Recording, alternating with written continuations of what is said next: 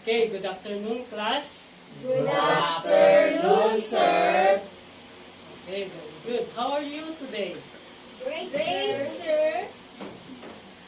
Okay, so before we start, let us pray first. May I call on Princess to lead us in a prayer. Let us all stand.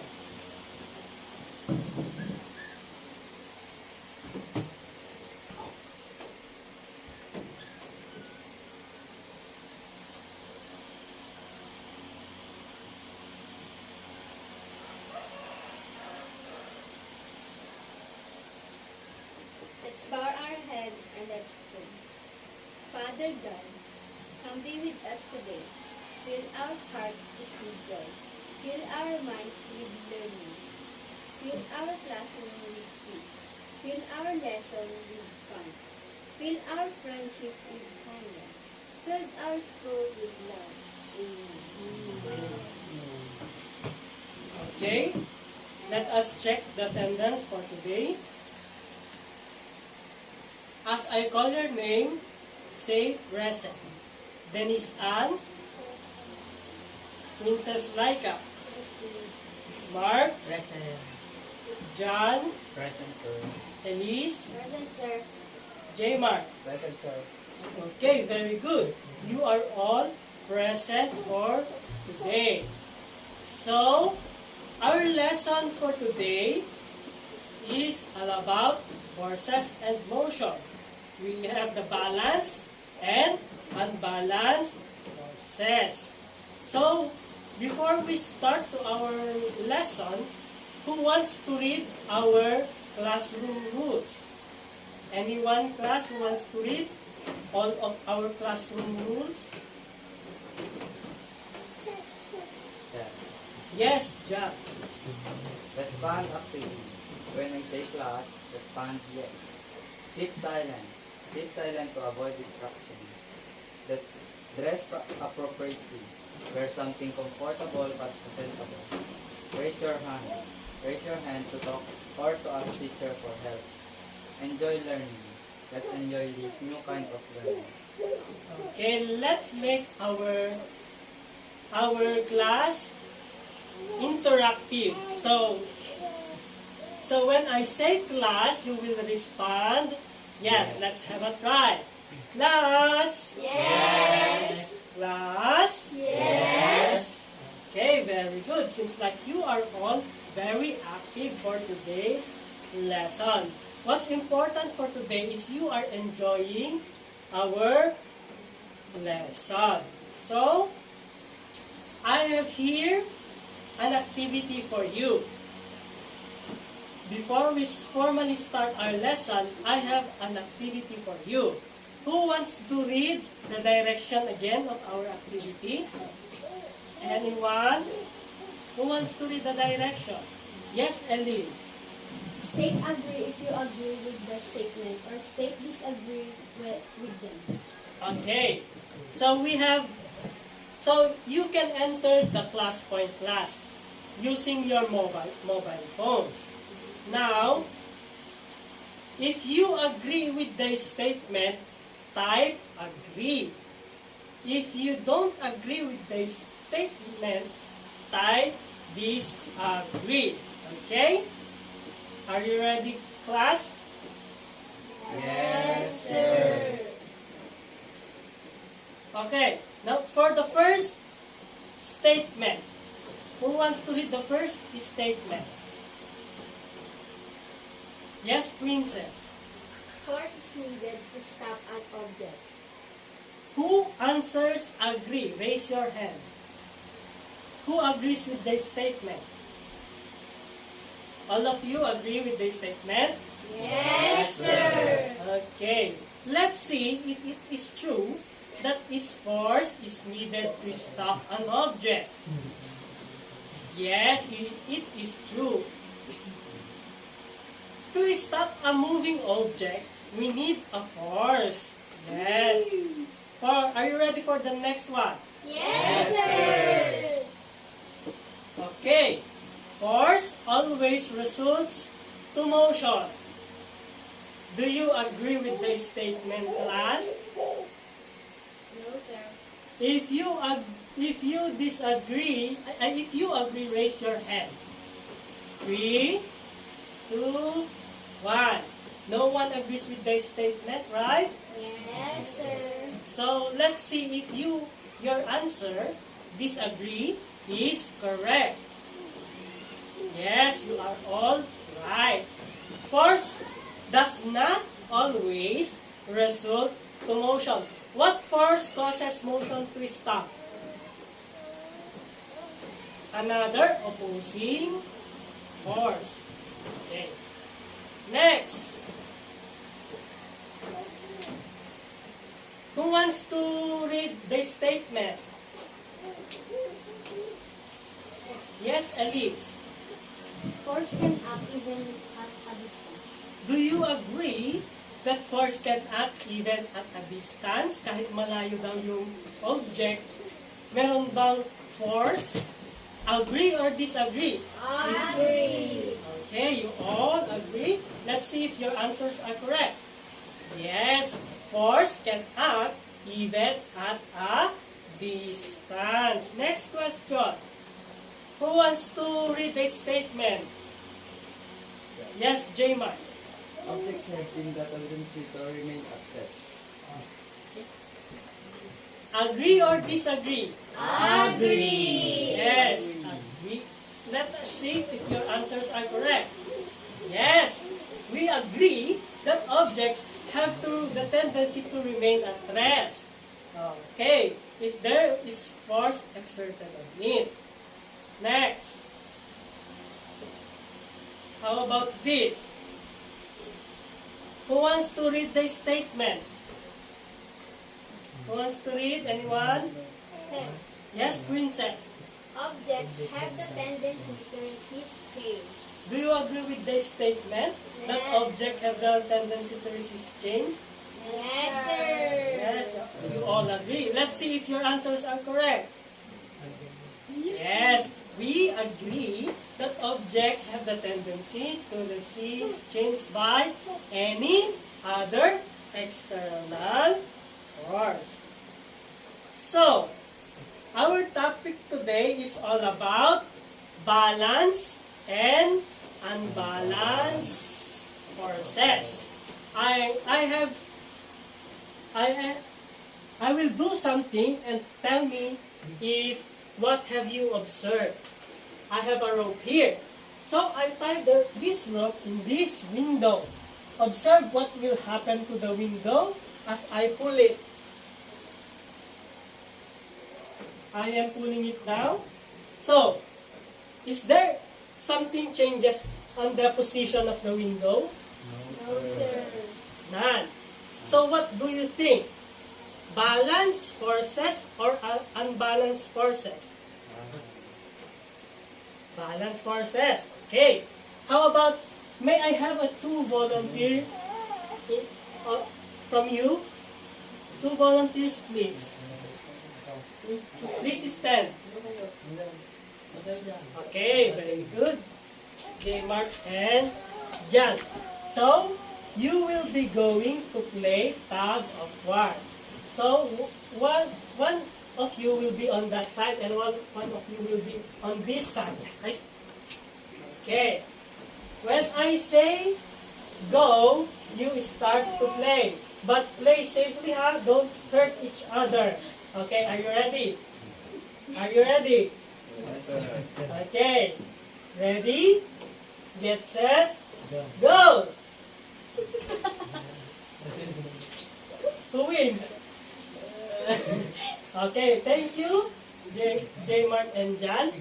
Okay, what have you observed with the two?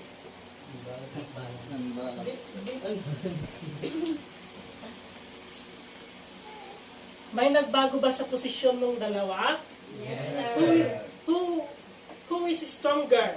Jan Albert. Jan or J. Mark? Jan Albert. What do you think? Is it balanced or unbalanced? Unbalanced. Unbalanced. How about this? I have a toy. If I place this toy here, what do you observe?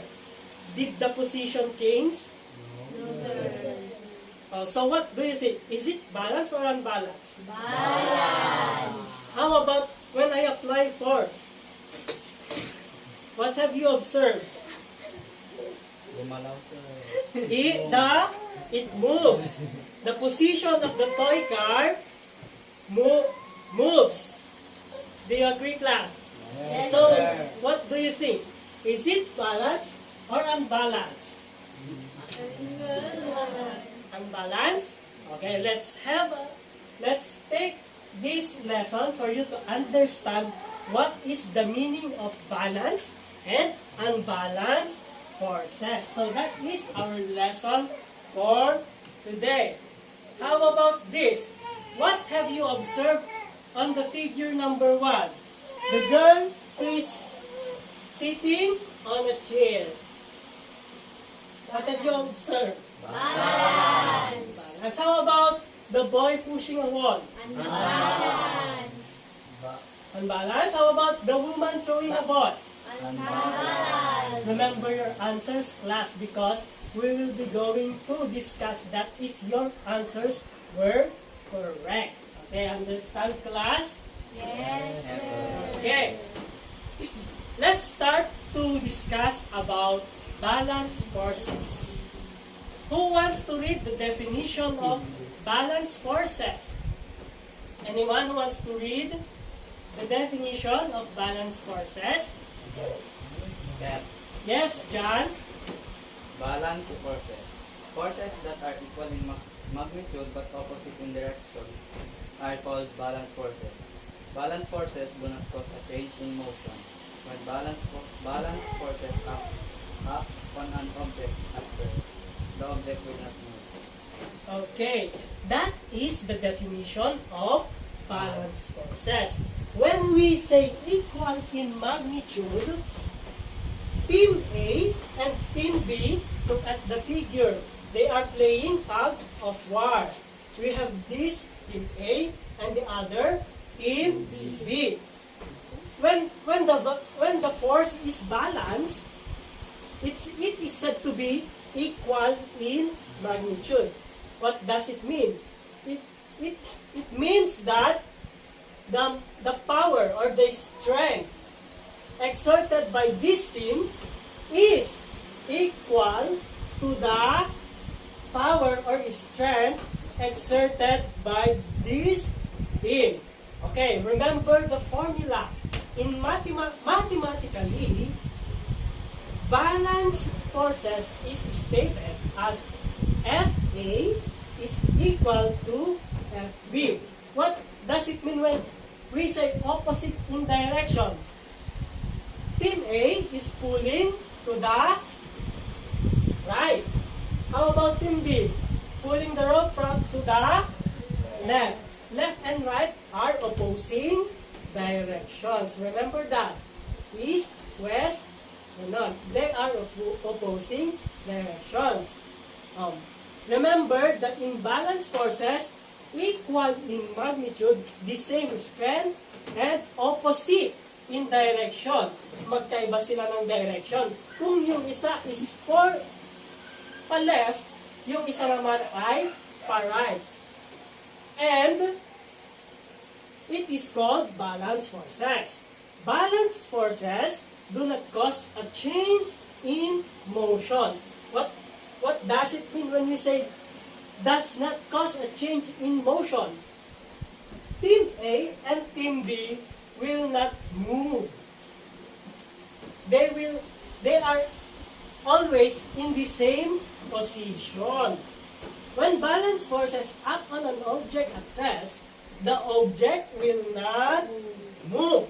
That is balance forces. So, based on our previous activity, when I put the toy car on your table and it is not moving, there is no change in direction, there is no change in magnitude, there is no change in position, it is balanced. And you are all correct to your assumption about the toy car. And when I pull this rope, to the window did not change its position. It doesn't even move.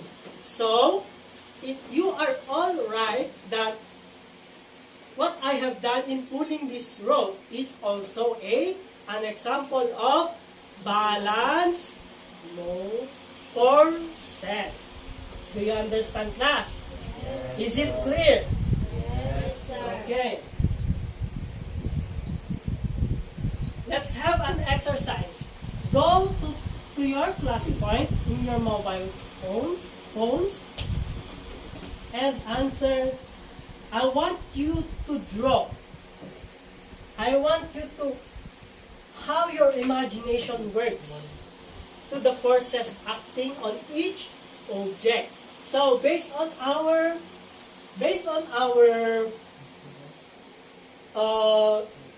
picture, there is a ground and there is also a table, and under the table there is a box. It is not moving at all. So it means that this one is a balance force. Now I want you to draw. And I want you to imagine what is happening to the forces acted on it.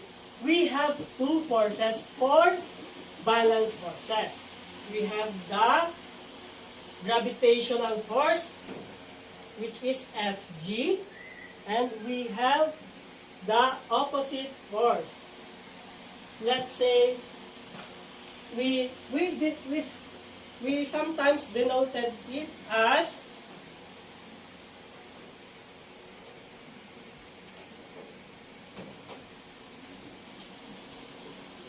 Fa. Okay.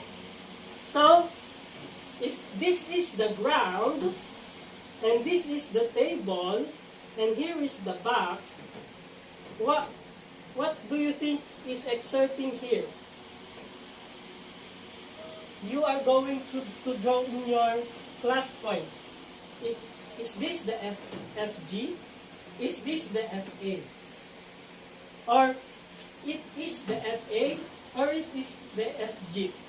So, I will give you 1 minute to draw in your class point. Okay, are you ready? Yes, sir. Use your hands in drawing.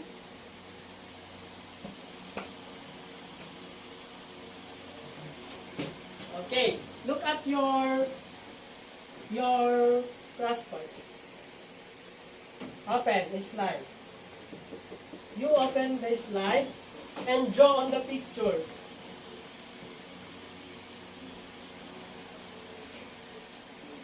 You draw. You use this one to draw. These are your markers, and you are going to draw like this. What do you think?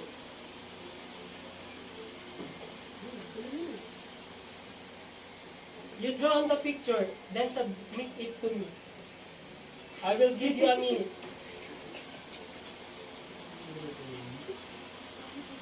I will give you another example. This is the ground. This is the table. This is the box. This is the center. What is going up and what is going down? It is Fg. The one going up is Fg and the one going down is Fa. Or is it Fa which is going up and Fg which is going down? So draw. Fg is the force from gravity or the gravitational force. Fa is for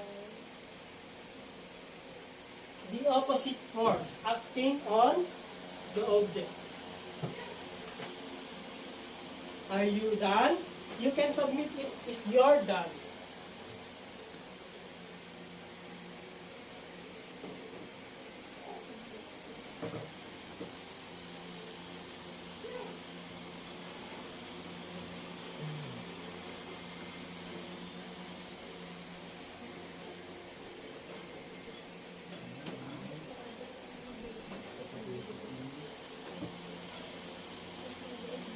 Submit it, class, if you're done. Okay, we have an answer here from Princess Laika Orpilia. How about the others?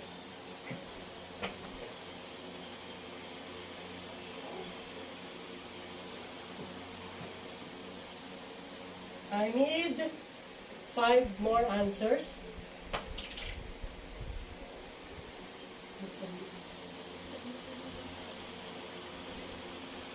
Okay, we have 2 answers here from Denise A. Are you all done?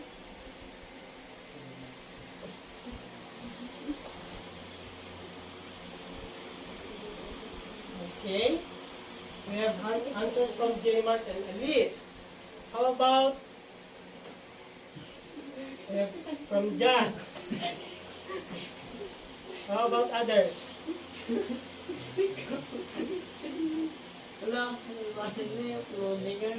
Okay. Okay, let's check your answers. If your answers are correct, let's start from Princess Laika. Oh, here is Princess Laika's answer. He wrote F from above and FG from below. So what is this, Princess? That's how you imagine balance force? Okay. How about nice try, Princess? Nice try. How about answers from Dennis Ann? Okay. Dennis Ann answers the force upward is the force exerted from opposing from the object, while the force going down is the gravitational force. That is her answer. How about J. Mark? Okay, same answer from J. Mark. How about from Ellis? Baliktad naman kay Ellis. How about, oh, may smiling face pa sa gilid. Okay, so, I am accepting the answers of the 3. How about, how about,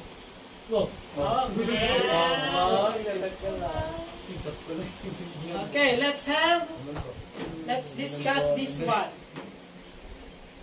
Let's discuss this one. So, class,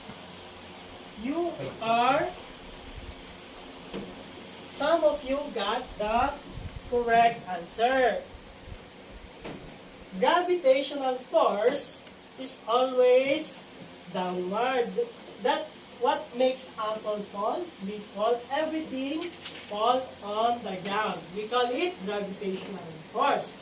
And the force opposing the gravitational force, that is the force exerted by the object. Understand, class? Yes, sir. And always remember that both forces are equal, which means this force is balanced forces. Understood?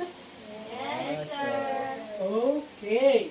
So, we are done with balanced forces. Is the block of the wood at rest or in motion? Rest. What do you think, class? Is the block of wood at rest or in motion? At rest. At rest. Why do you think the object is at rest? Why do you think? Right. Exactly. It is not moving. Okay. Very good, class. You are showing me a good knowledge and good memory. So give yourself a round of applause. Okay. Let's proceed to unbalanced forces. Who wants to read the definition of unbalanced forces? Any one of you? Anyone? Who wants to read the definition? Yes, Elvis. Forces that cause a change in the motion of an object are unbalanced forces. Unbalanced forces are not equal and in opposite directions. Okay. Let's discuss this unbalanced force. But unbalanced force means that it causes a change in motion and of an object of unbalanced forces. Unbalanced forces are not equal. The magnitude exerted in unbalanced forces are not equal. Maybe one is greater, have a higher strength, is stronger, and one is weaker. And in opposite direction. Parehas sila ng balance na opposite yung direction. Saan lang sila magkaiba? Not equal yung sa unbalance. And for the balance, it is equal. So, based from our activity earlier, when J. Mark and John placed the tug of war, and we observed that John pulled J. Mark. So, John is stronger than J. Mark. And you answered me that that one is an example of unbalanced force. And you are all right. And again, I have this example of a toy car. I placed this toy car and applied a motion. I pushed it. And you are right. It moves. Your answer, which is unbalanced force, is right. So you did a good job. Clap for yourself, class.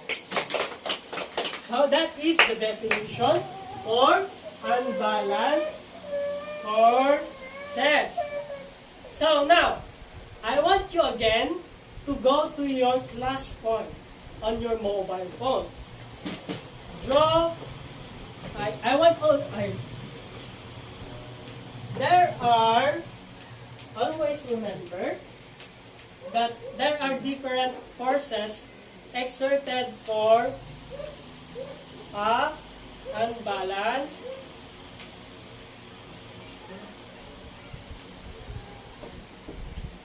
we still have the Fg or the gravitational force. Fg, remember that, Fg. Where should you place the Fg? Is it here, here, or here, or here? And the next is Fa, the opposing force. And we have also this one, the applied force. We should write it F applied. Then this one is FR, resistance, resisting force. Okay, now I want you to place this terminologies again in the diagram. So again, you will draw in your class point. Where should you place these things? Okay, understood? Are you ready? Yes, sir. Okay, let's start.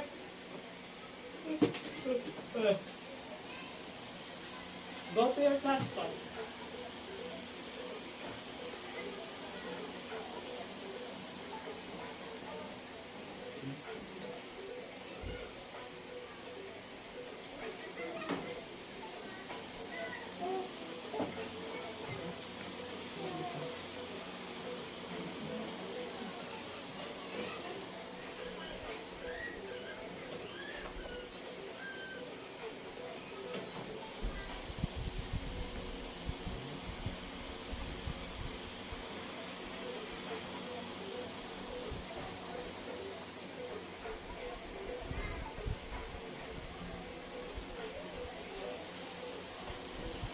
I will give you some minutes to finish your activity.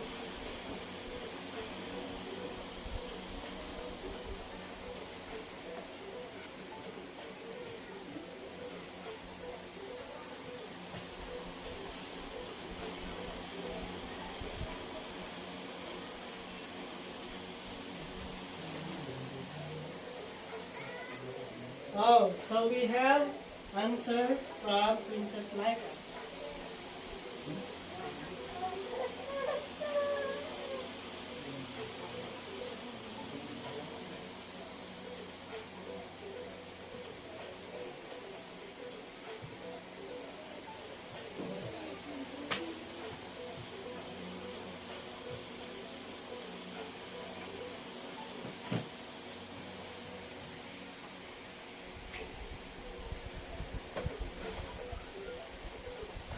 Are you done, class?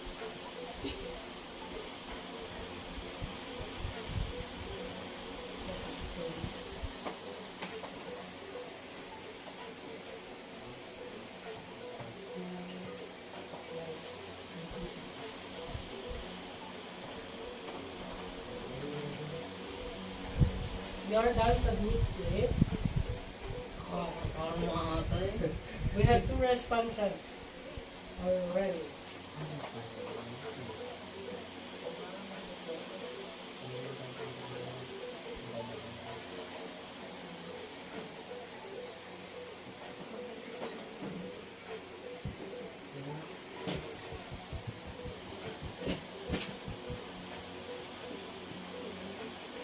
We have 3 responses.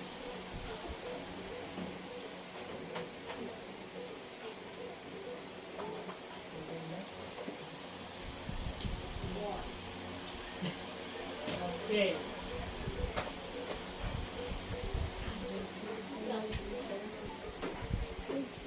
Isa na lang.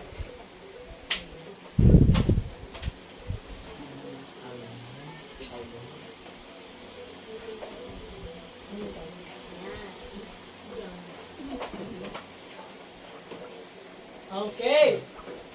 I got all of your answers. Let's take a look to the answer of Mark. Let's check the answer of Mark. Okay.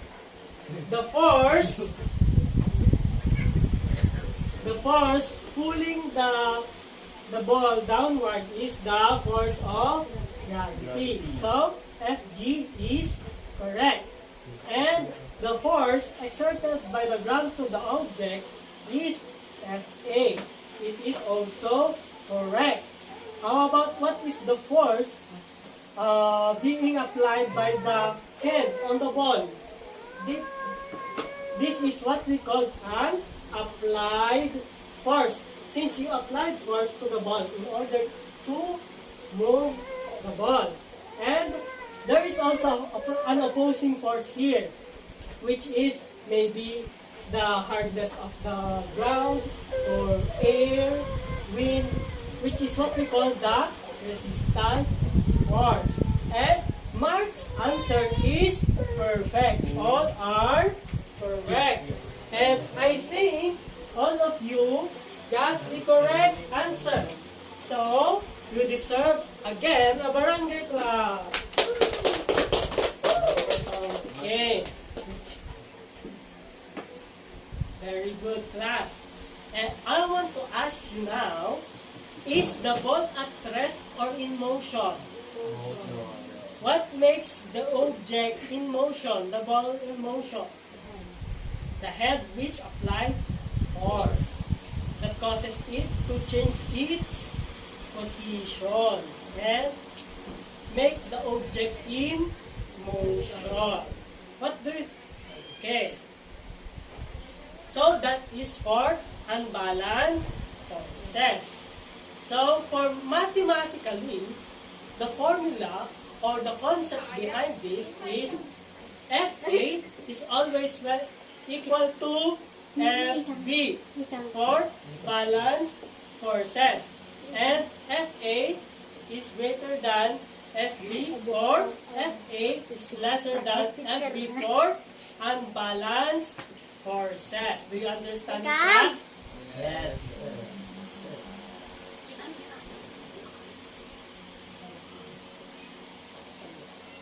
Okay, let's have another exercise. Okay, we have we have discussed the formula about this balanced and unbalanced process. Now let's have a try. Let's have a try to calculate balanced and unbalanced process.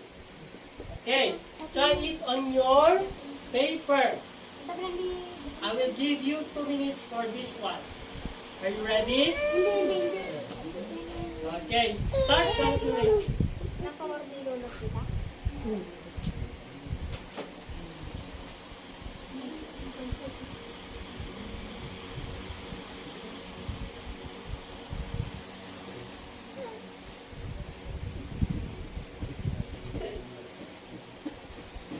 Are you done? Yes, Okay, let's have a try. Based on the image, this is the formula for what?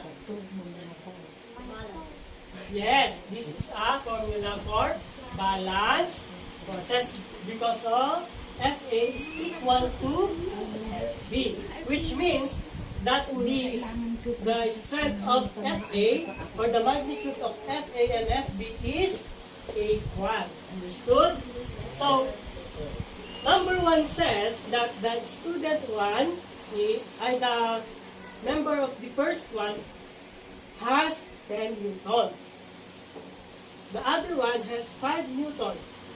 And the other one has 3 newtons. So, how strong are team 1? 17 newtons. 17.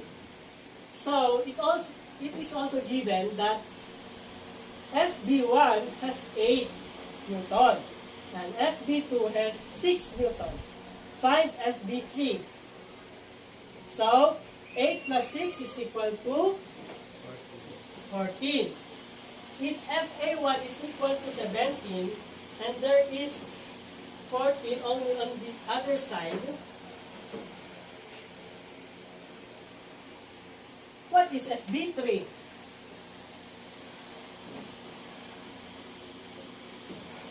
What is FB3? The third one. Yes, John. 3 newtons. Yes, right. The answer for number 1 is 3 newtons. Tama ba yung mga sagot natin? Yes, sir. Okay, how about number 2? Anong sagot natin sa number 2? FA1 is 9 newtons plus FA2 is 9 newtons is equals FA3 is equal to 3. 9 plus 3. So, team 1 has 12. How about team B? FB1 is 5 plus FB2 is 9. 14 plus FB3 6. 20. If FB3 is 20, ilan yung kailangan ni FA2 para maging balance forces ito? What is your answer? Yes, Mark?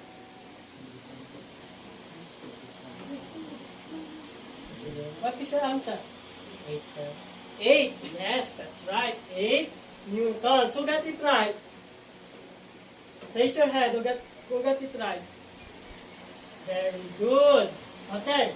Now, let's proceed to unbalance naman.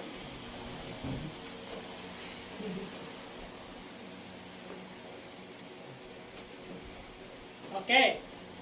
On your class point, type your answer, A or B. Okay, balik kayo sa class point nyo.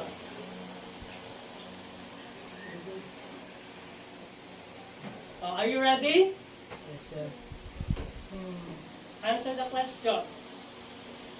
Tingin na lang kayo sa class point nyo.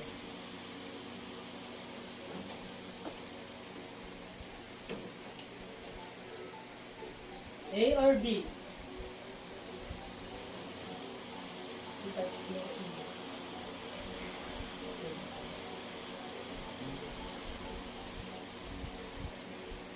Okay, Denise, answer is B. Denise, B. Mark, B.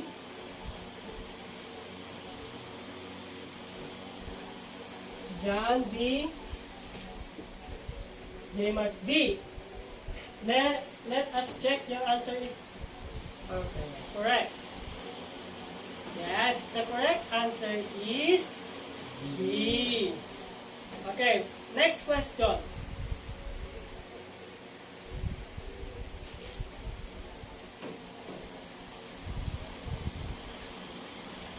Are you ready?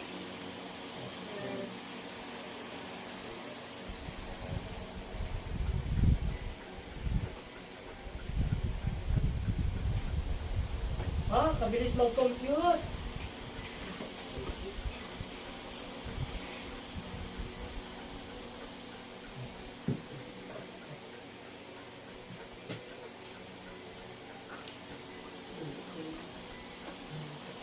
Are you all done? Yes, sir. The answer are all letter D. And you are all correct. Okay, very good class. Okay. Seems like you got the lesson for today. So, for your assignment, who wants to read the direction of your assignment? Direction on yes, John? The wheelbarrow at rest containing stones has a force of 1,000 newtons. A man exerted a push of 500 newtons. Okay. Will he able to move the wheelbarrow? B. Suppose another man tried to help him and exerted a force of 500 newtons. Will they able to move the wheelbarrow? C. Another man saw their struggle in pushing the wheelbarrow. He tried to help them. He exerted a force of 400 newtons. Will the three of them move the wheelbarrow? Okay, thank you, John. So your assignment is a situational question. The situation is the wheelbarrow at rest containing stones has a force of 1,000 newton and a man exerted a push of 500 newton. So those are the given. So for you to be able to answer the following questions. So analyze and answer the problems below. Write your answers on assignment notebook and let us check for next meeting. Okay, class? Yes, sir. Are there any questions? None, sir. If none, let's call it a day. Goodbye, class. Goodbye, sir. Goodbye, class. Goodbye. See you again.